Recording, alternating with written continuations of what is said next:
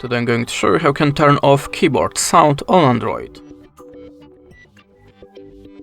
So let's start from opening the keyboard on any text field. As you can see, now we have the sounds. So if you want to turn it off, click on the settings icon and choose preferences. Swipe down and turn off sound on key press. Then go back and now you can type something from your keyboard without any sound. And this is the way how you can do it. Thanks for watching, leave us a like or a comment and goodbye.